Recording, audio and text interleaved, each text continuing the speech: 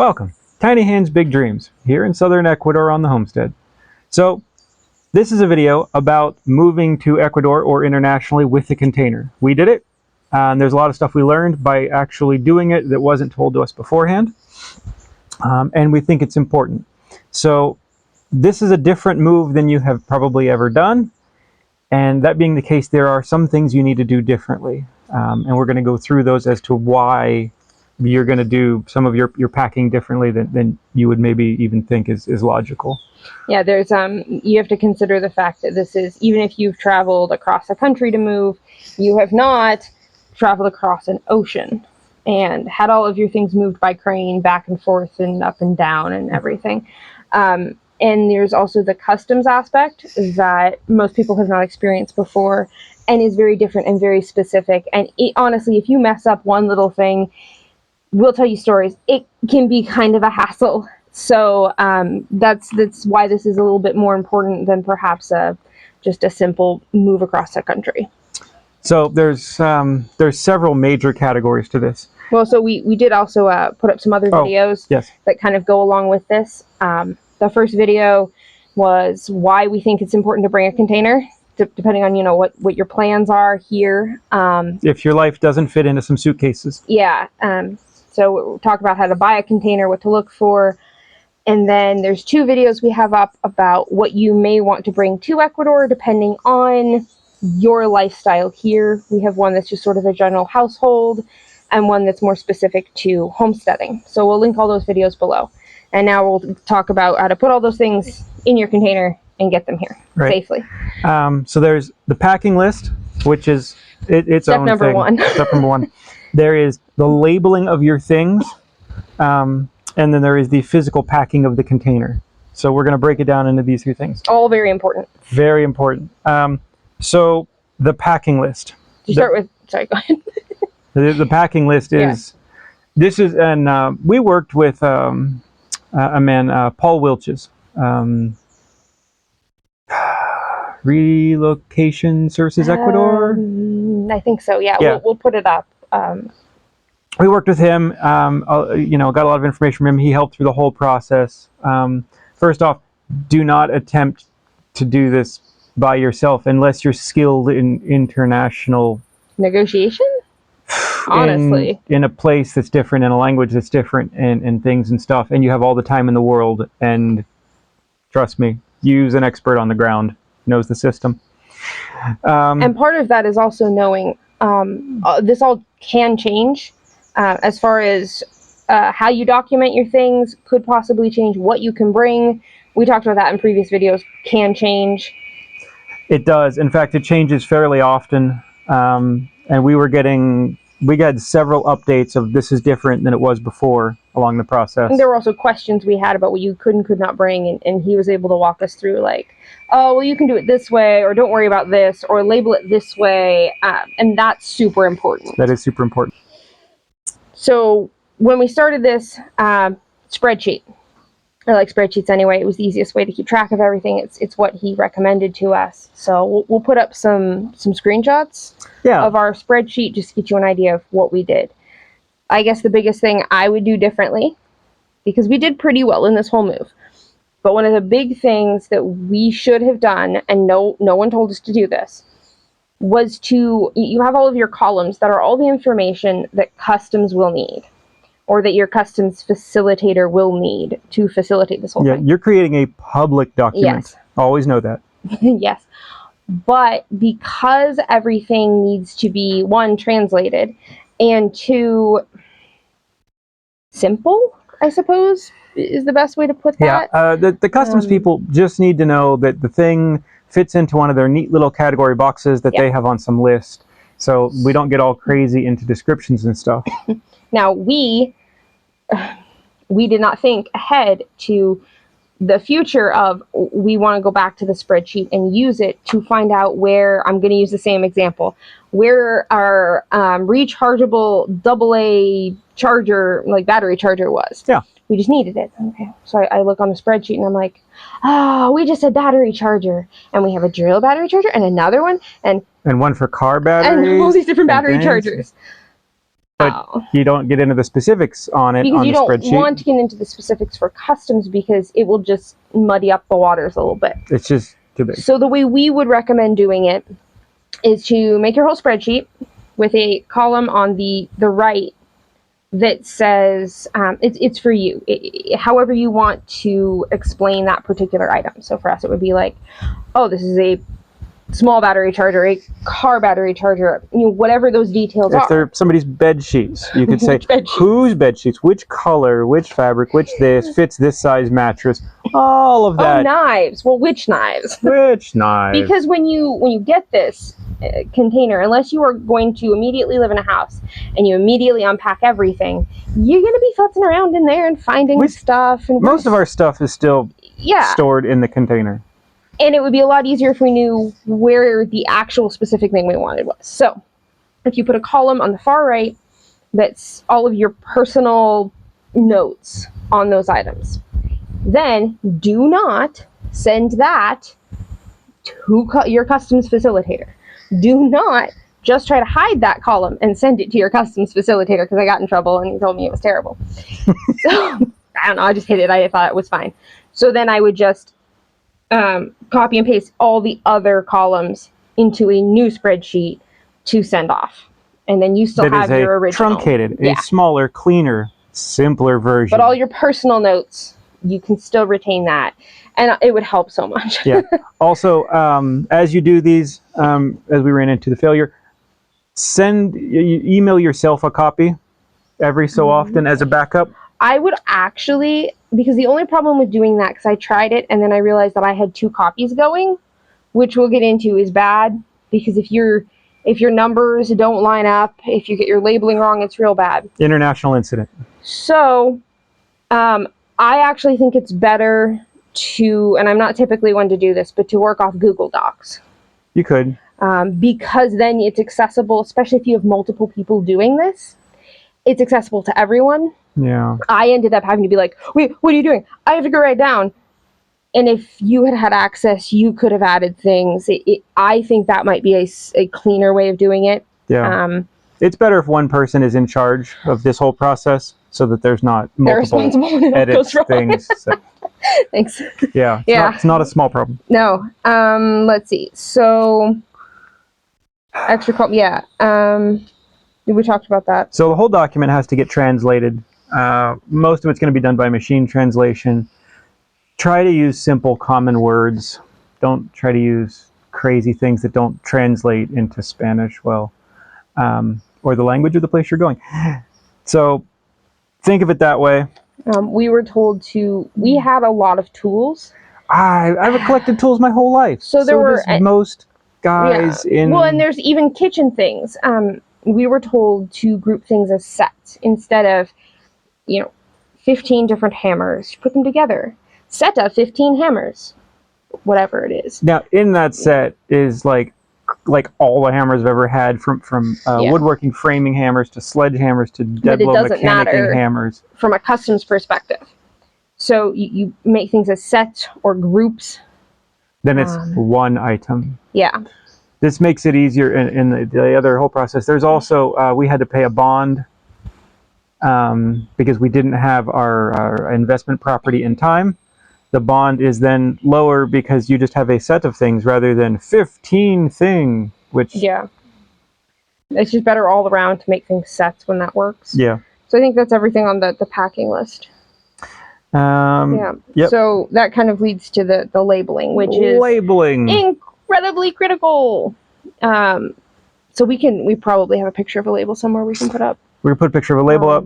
Now, for us, because we did an investment visa, and we knew we were going to be doing that, and it was going to be under his name. Yeah. We were told to put only his name on the labels.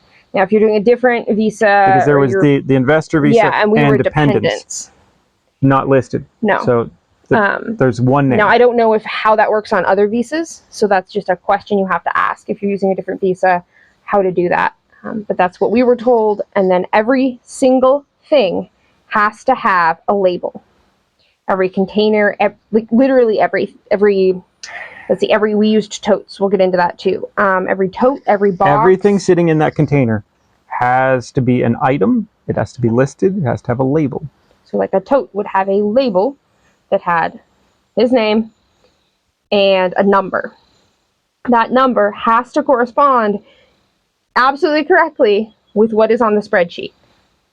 You cannot skip a number by accident. If you screw up a label and you tear it, you need to make another label of that exact number. You can't just throw it away and grab the next one. Oh, no. You can't have a missing number. You can't have a duplicate number. We did. It was an international incident. Okay, so print your labels ahead of time.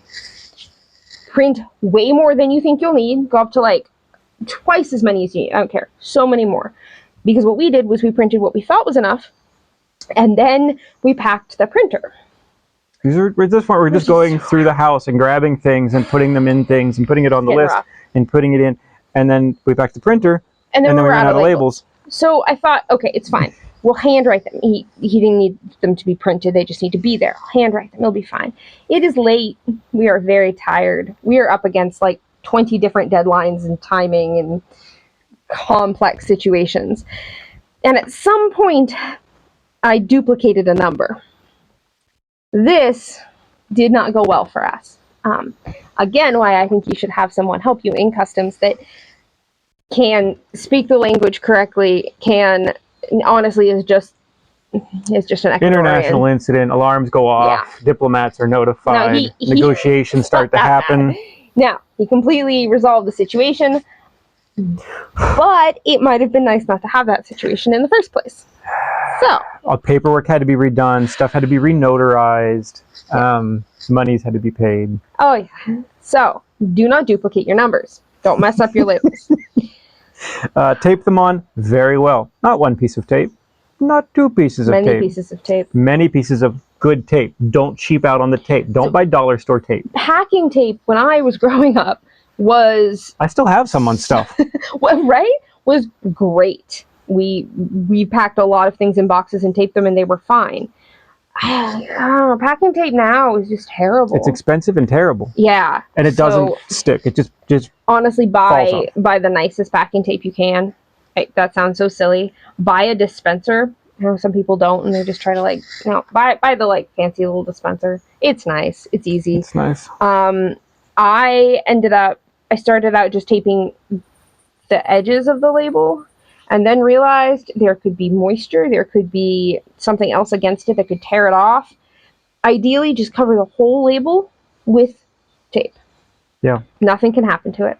And make sure it sticks to whatever, if you're putting on a plastic thing, you may have to alcohol the plastic thing first. They may have a residue where it just pops off after a few days. It's incredibly important. Bad deal. If there's a label in the container on the floor, and there's something not labeled, either one, you're in trouble. Okay. So, totes. So, physical packing. This is a big one. All right. It's a big one. We went to Sam's Club, and they had these large, here's a lovely photo with video magic, of a tote. They're like $7. They were $7. They may be $37 now. Who knows? Yeah, stuff's crazy. Buy a lot of totes. In fact, don't use any boxes. Totes are amazing. They stack, they nest, they have little nubbins for the feet and the lid. They stack up. You can pick them up, you can move them. They have handles. Well, the biggest thing that I noticed is we decided we were going to use totes. Yeah. And in the packing process, we're trying to logically pack totes and be like, oh, we want this here. Oh, maybe that shouldn't go here. Maybe this should go here for weight or what it is or whatever. If we had to tape and untape boxes that many times, just in the packing process alone, that would have been ridiculous. Now, that's in that process. Now, when we've gotten here, we've continued to use the totes for storage, which is awesome that we have them. They're not available here. No. And if you've ever stacked and unstacked and restacked boxes over and over and over and then opened them and closed them, they break down. Especially once customs gets to them. Yep. And they lean and they sing. And the totes continue on. Yep. Honestly, they're a really cheap investment, and they've can't swear by them enough. They're amazing. But do mind the weight. You're going to stack them 5, 6 high at most. They start to get a little weird, and the one on the bottom starts to jelly donut on you. Yeah. So Don't stack them too high, and be like super conscious of weights. Yeah, when you start putting tools in them, you're like, oh, this tote's 100 and nope. Or cast iron pans. Those were heavy too. 30 pounds, 40 pounds. You know, find some fluffy stuff to put in there. And that's the other thing is, you have to balance what works for the packing process and what works for you later. We tried to keep like things with like things just because we knew we'd be kind of living out of the container. But if you don't have to, it would probably make more sense to mix and match a little bit more. All of the plates and pans and things are heavy. Don't put them all together. But then sometimes for your own logic, it's a balancing act there. I don't want to put clothing in with tools. Yeah. But the tools ended up being our big issue just with weight. Yeah. So if you're able to throw in some lighter weight things with those heavier items and kind of balance that. It's the heavy stuff on the bottom. Yep. Put pillows, blankets on top of them. Yep. Okay. So we went and bought ourselves, I don't know, we went to some online packaging store and we bought the giant roll of foam. Do you know what I realized? What? We had talked about this. We made this list and I realized, I'm like, why did we have this giant roll? We actually got it as the underlay on our flooring. So where we had to put flooring in our house. We have a video on that too, of our remodeling of our house in Tennessee. And we put in all new flooring. We made a gorgeous little house out of an absolute turd. And when I say turd, I'm not literal. Being silly. It was a literal turd. So we knew we were moving and we're trying to do all these things at the same time. Very, very cheap. And so we're like, okay, well, underlaying on the floor is the expensive thing, foam. I'm like, well, we could get just enough for the house. Wait, what if we got this giant roll that was a better deal? And we could use it for all of our packing. It's the we got same like the foam, big roll. But if you go to Lowe's or Home Depot, it's one price. If you buy it in the giant 6 foot tall by 3 foot diameter roll, it's huge.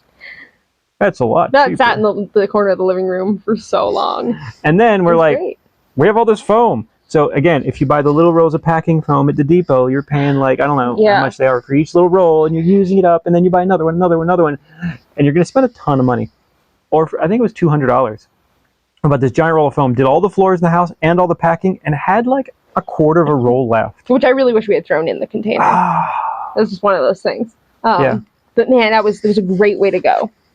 Because then you're not, well, I don't really want to use quite that much, or no, you just...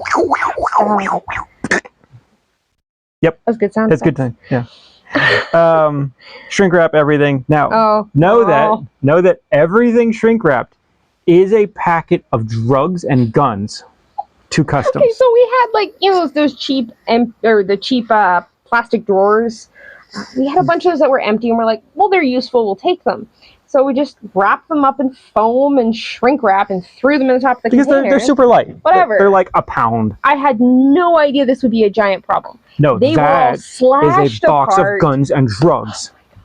There's terrorists in the foam. Every bit of foam. Everything we wrapped in foam was cut apart. Customs people have a pen and a razor knife. Yeah. That's what they use all day. Yep.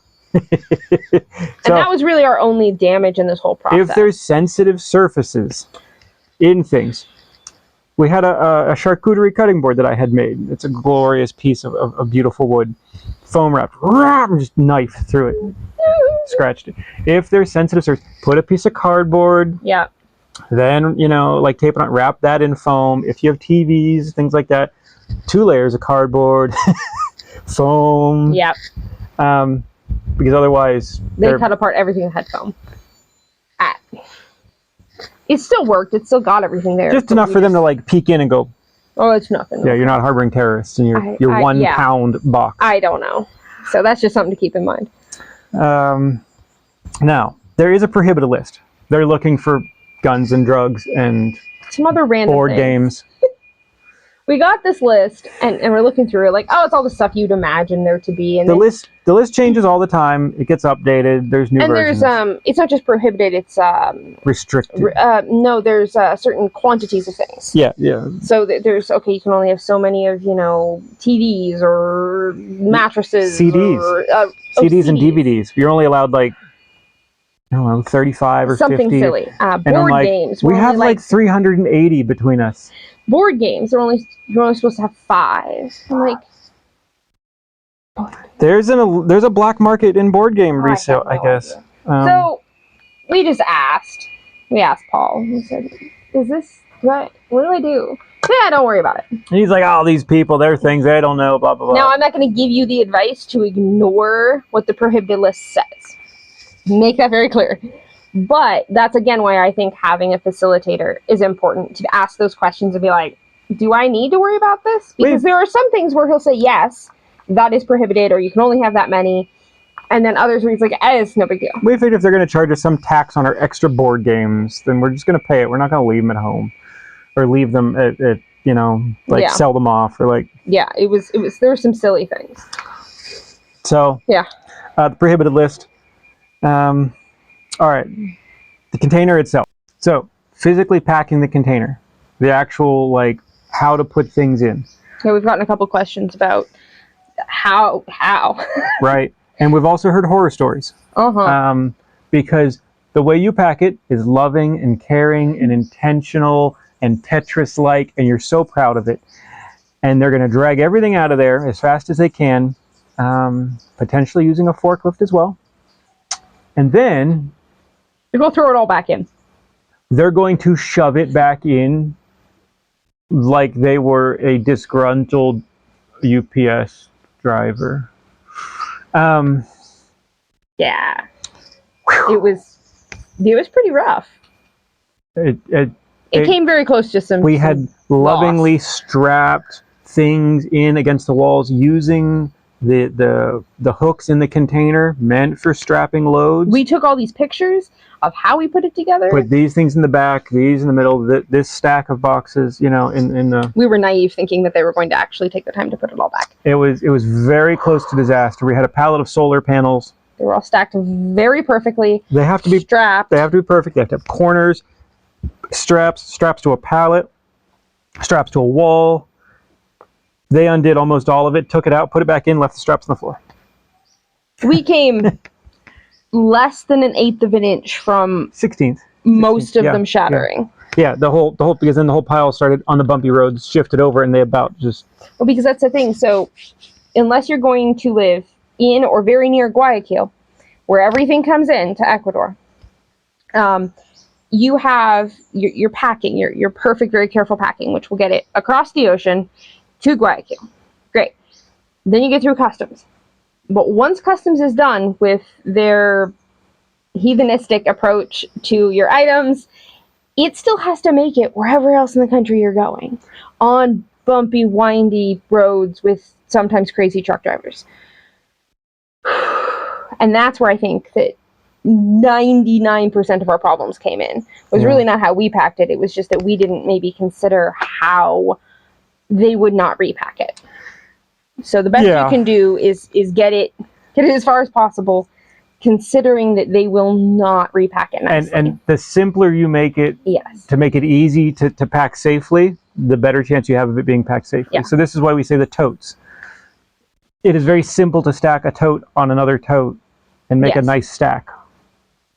Boxes, I think, the other thing is boxes they would have cut open and then not retaped. Well, they may have retaped them. They may have retaped them. I'm not sure. But they may not have, and then as they rifle through, are they going to re-nestle, or is that box going to be well, and if you top? Stack a box on a box, whatever you're stacking on is going to get crushed a lot more than a tote. The tote itself is going to take up a bit more of that weight. It does. And protect your items a little bit better. So that was definitely part of it. That was part of it. So the packing of the container. So bigger things we had strapped against the walls. I had a big mechanic's toolbox, a couple of those. I had a jointer, woodworking equipment on a stand against a wall.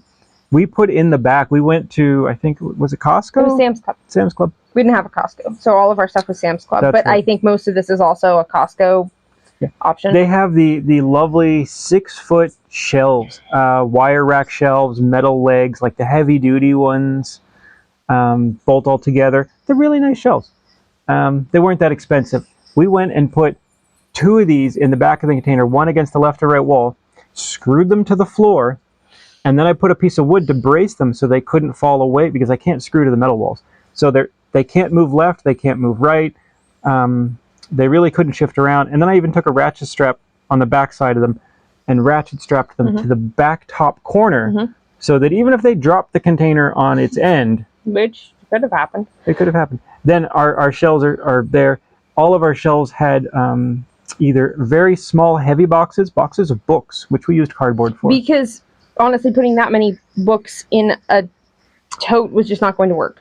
Small boxes, just because of the weight. Or odd shaped things that were going to get things, long things. We ended up putting stuff in the bottom that needed to be protected. They were like long and weird. Things that could not be stacked. Yeah. Went in the back. It worked out really well. It is not a customary thing to modify the container.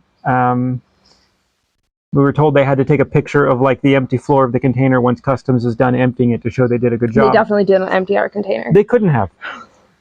I don't know how they got like halfway through and just and put it all back. Yeah, we're not the kind of people that hide guns and drugs and things and yeah. Okay. But the shelves worked out really well. They protected a lot of stuff. And again, we have them still. So while like the totes and the shelves were a cost up front, we still have them. They're still good. Oh, we put a number on each of them. Yeah, just in case. Just in case. Just in case. It's a thing. Like, it's whatever. Let's see. Oh. Heat sensitive. So we moved. What month did we move? August. You know, it's warm in August in Tennessee.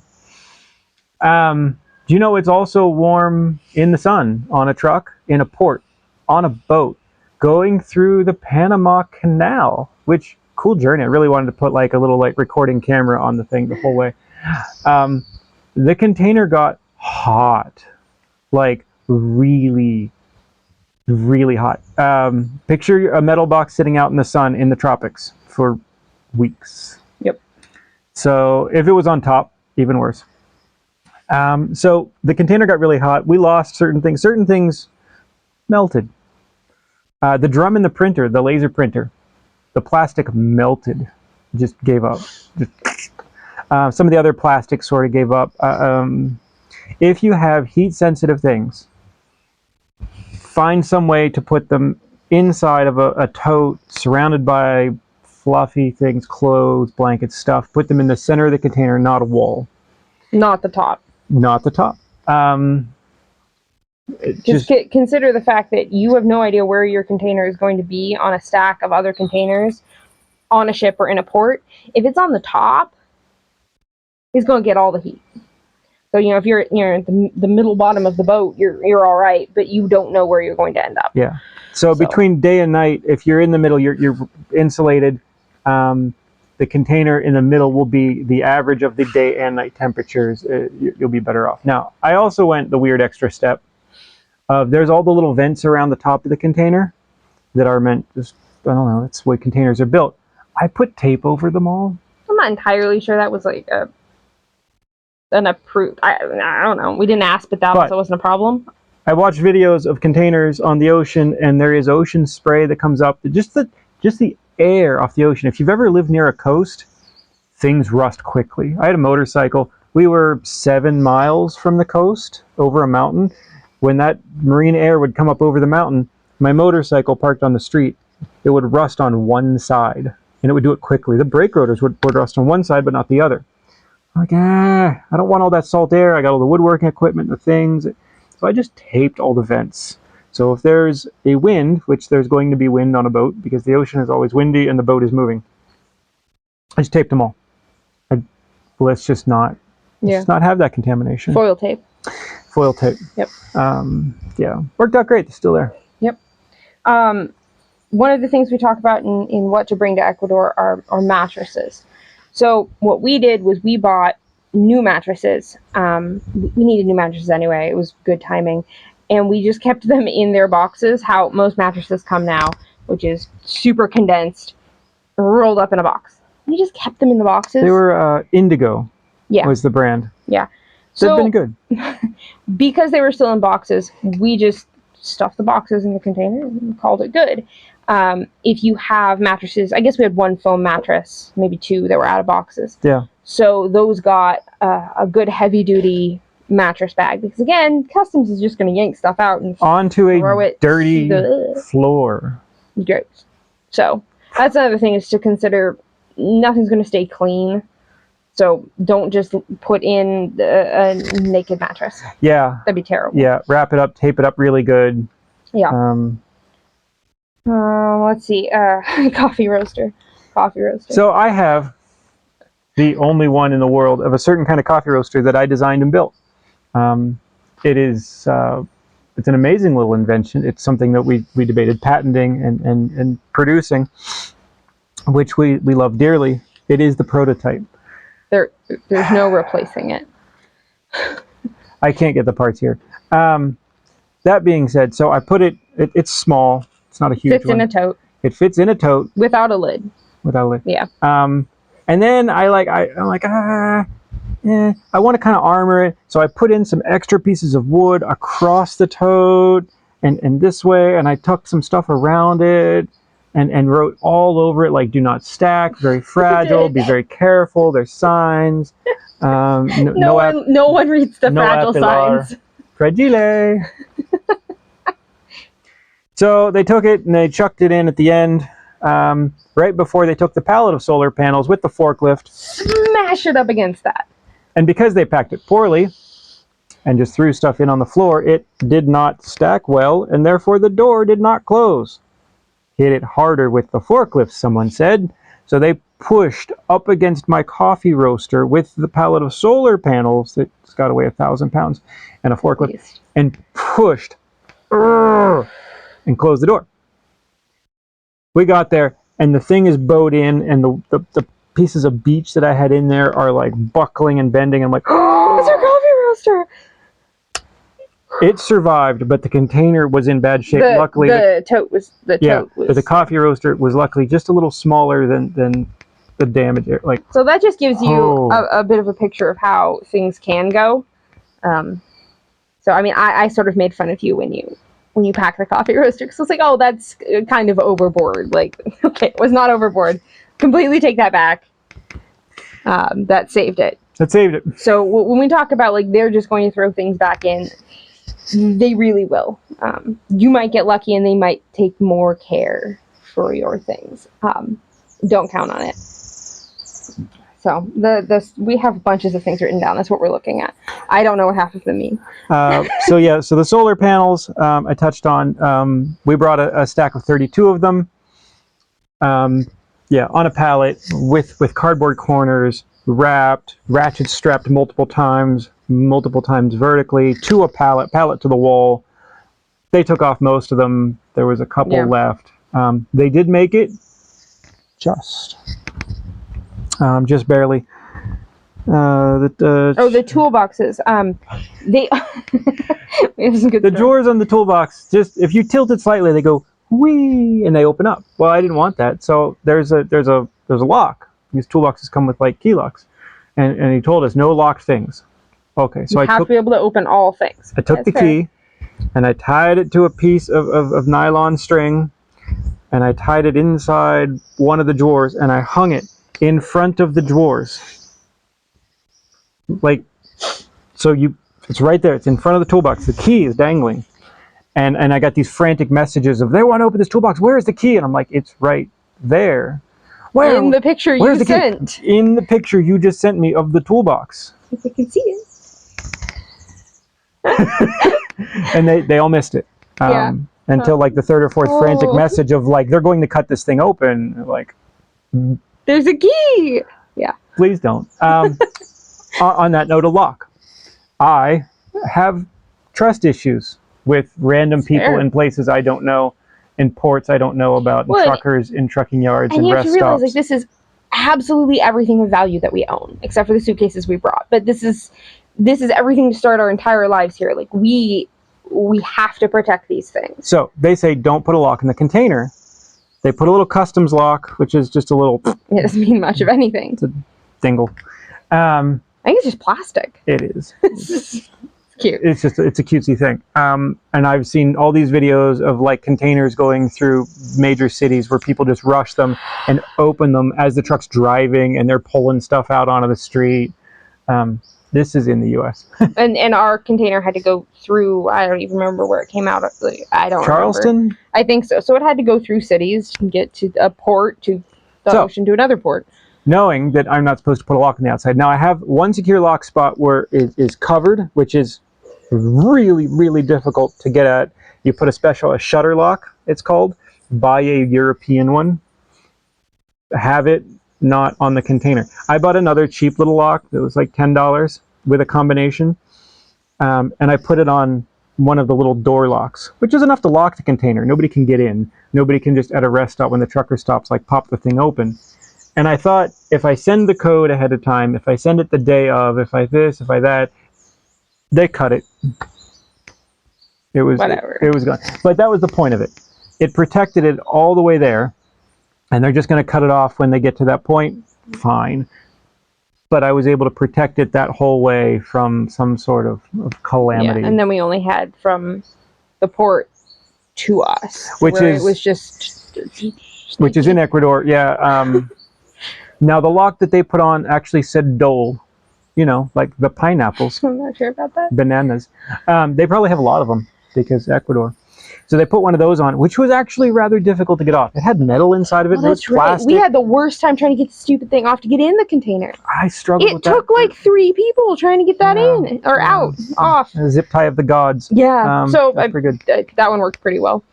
So that made it all the way to us.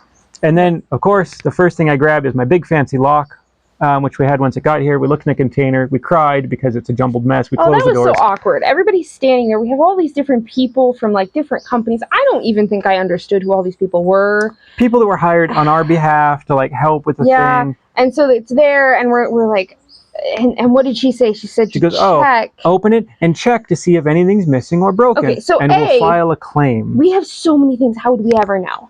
B, we opened it, and I immediately wanted to cry. And I was just like, I don't really want to look at this with everyone else standing here. If you've ever had a storage container, and you know how like they just get like packed with and someone's like, just go ahead and check to see if anything's damaged. No. Every box, everything all the way to the back, and see if anything's missing out of like every tote. You're like, well, but that's when we realized that they had just chucked things, and all the solar panels could have been broken. Like, we were thinking that this was going to be a lot more damage than it was, luckily. But, yeah. A few razor slices through things. There were some... they stood on some of the totes. So there's something else. Totes are a lot stronger than boxes. They literally stood on totes. I know this because there were boot prints on totes. You stood on my totes? Like what? What? So, totes are stronger than boxes. Totes.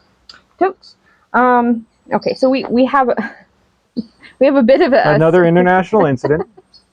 The kid and I, he likes playing in the shop. We're building stuff. We're building this house, doing stuff. He's like, I want to do something. I want to sand this piece of wood. Go and sand a piece of wood. So he's sanding things and he's doing something, and it turns into this. Turns out it's a 2x4. It's like a crazy like chunk. It was weird like knot or something. And then like screws another piece of wood to it, and all of a sudden it's sort of, it's 2x4 with a hunk of plywood on it. Well, now it's become a squanjo because it's a square banjo. It became which we decided, thing. You know what? Let's turn it into an instrument. Like we'll buy the thing. We'll buy some material to put the wires on, the things to like. We'll make it something. We never did. It is a hunk of plywood square and a piece of 2x4. And he painted it. And I remember this because I'm like, because he has other musical instruments that, it's a guitar, it's a ukulele, it's a thing. Okay. Are on the restricted list of you can only have so many. So I'm looking at it, I'm like, I don't know what to call this. It's not a musical instrument at this point. It is some wood that is painted.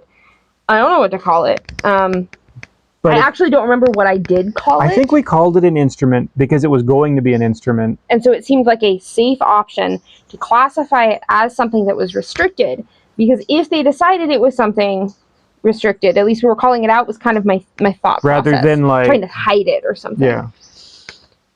Oh, it was not a musical instrument. It was an adornment. Do I know what a child's adornment? I didn't even know this was a category. Do I know what an adornment is? It looks like a musical instrument. No. Like that's a category? No. International incident. Redo all the paperwork. Notarize everything again. Refile everything. Wait another couple days. The Squanjo. The Squanjo. It'll eventually be an instrument. One day. It'll we'll get happen. to it. But I think that's an example of, we have our theories that customs is probably going to find something in your container that is wrong. If you do a perfect job, they may tear the whole thing apart and find nothing wrong. You may get through. But I sometimes wonder, government employees in a restricted area away from a lot of scrutiny might just continue looking until they find something wrong. And then, hey, something's wrong, we're going to have to do something about this. Money has to change hands. You know what? Everything's okay. Which is a very widely understood thing that happens here. It's not a secret. Yeah. And that was part of having someone at customs to facilitate all this. We started right off the bat with a double number right when they opened the doors. And then the Squanjo happened and they're like, that's it. That's our two things. Now you have to something international incident. And I think at some point they stopped looking in the container. They didn't actually empty it. They didn't because we know how things were, and we know, I kind of know where they stopped. They stopped like halfway through the container. So maybe they just found what they needed to find to say that they found something. They needed to find something. These are all and it was a small amount of money, and it was like, okay, and it's done and it's over. And he's like, yeah, great. And he took care of all of that because we did this in 2021. Yeah, like if they wanted to keep looking and they wanted to think, it could have gone round and round and round with paperwork and things and stuff. And as maybe a small side note, we moved in the middle of the COVID, which was interesting. And because of that, neither one of us, no one could go to the port. Well, one person could as a representative. What I'm saying is neither of us could because we needed Paul to go. Right. And he said, he goes, they allow one person. It could be you or it could be me. I'm like, well, why would we be paying for him to go do this if we're going to go? And he's like, yeah, you could go. But if you can't talk to him and things and explain stuff and this and that, And our Spanish was substantially worse then. There was no chance of that working. Now, at the time, I was very frustrated by that because that felt like it was completely out of our hands. There was also, on the flip side, that was a massive trip. That was cost. That was a lot of time to go all the way back to Guayaquil. You only get a couple hours? 12 hours of notice or something? Yeah. It was they noticed, they sent notice in the evening that it was the next morning. It would have been really Paul had to turn and burn to get there. But as I've sort of looked back on the experience, I don't think it would have been beneficial for either of us to be there. You know what? I think that it's his game. But I also think that we would have I would have, and I think you would have gotten frustrated with you. Why aren't you repacking this correctly? And you are not allowed to help repack anything. And I think that either one of us would have lost it and just be like, but that's marked fragile. And we would have just lost it. You can't do anything. And I don't know what benefit it would have been for us to be there. I genuinely don't think it would have been useful at all. There's enough going on there that you needed someone who knows the process, knows the people, knows the families who sort of run the thing. Yes. That's how we chose who we did, was someone who it worked out, was able to work it out for us. If we had to do it again, I'd choose him again. Yeah, absolutely. So that's kind of that's it. Man, it was quite the ordeal. But everything, in our case, everything made it. If you follow the advice in here, yours will likely make it even better with less stress, problems, things. Yeah. There was we had no idea what we were doing. We had some advice from Paul, but we had no, there's a fly. Yeah. But we had no, I spent so long looking for this exact video on YouTube anywhere of how do I pack for Ecuador? How do I pack for Ecuador? All I got was somebody wanting to go spend a week in Ecuador and how do I pack my suitcase? That's not what I wanted. No, we're going to go start a homestead and a thing and a family, this and that, and go live, essentially the American dream. somewhere else. But there was nothing about packing a container.